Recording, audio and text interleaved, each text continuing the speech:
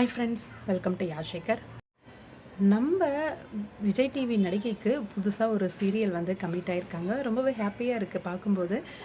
அவங்களோட new venture அப்படின்னு சொல்லி அவங்களோட இன்ஸ்டாகிராம் பேஜில் அஃபிஷியலாக ஷேர் பண்ணியிருந்தாங்க.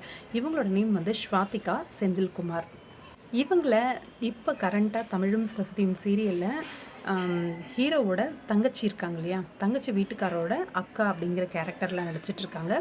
கொஞ்சம் நெகட்டிவ் ஷேட் கலந்த கேரக்டர் தான். கொஞ்சம் என்னென்னலாம் தில்லாங்கடி வேலை செய்ய முடியுமோ தம்பி கூட சேர்ந்து செய்கிற மாதிரியான ஒரு கேரக்டர்.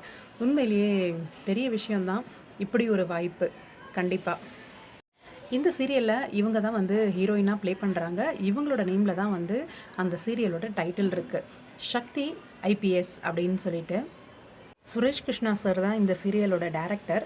அவர் வந்து பூஜை பண்ணுற மாதிரி ஒரு பிக் எடுத்து ஷேர் பண்ணியிருக்காங்க.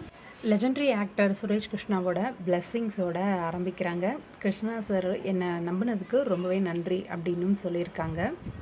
உண்மையிலேயே இது ரொம்ப பெரிய விஷயந்தான். சப்போர்ட்டிங் கேரக்டர் பண்ணிகிட்டு இருந்தவங்க இப்போ வந்து ஒரு சீரியலில் ஹீரோயினாக அவங்களோட நேம்லேயே அந்த டைட்டிலும் சக்தி ஐபிஎஸ் அப்படின்ற டைட்டிலும் இருக்குது அப்படின்னும் போது எந்த அளவுக்கு அந்த சீரியலோட இம்பார்ட்டன்ஸ் இவங்க அப்படின்றது உங்களுக்கே தெரியும்.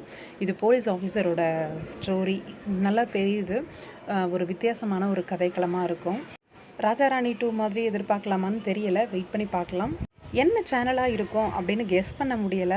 கலைஞர் டிவியா இல்லை ஜீ தமிழா, விஜய் டிவியா அப்படின்னு சொல்லிட்டு. கலைஞர் டிவி இல்லை ஜீ தமிழ் இந்த மாதிரி ஏதாவது இருக்கிறதுக்கான வாய்ப்பு இருக்குது. அவங்க கூட நடிக்கிற கோ ஆர்டிஸ்ட் எல்லாருமே வாழ்த்து சொல்லியிருக்காங்க அவங்களுக்கு. தமிழ் சரஸ்வதி கேரக்டர் பண்ணுறவங்க எல்லாம் வாழ்த்துக்கள் ஸ்வாதிகா. இந்த ப்ராஜெக்ட் உங்களுக்கு சக்ஸஸ்ஃபுல்லாக அமைகிறதுக்கு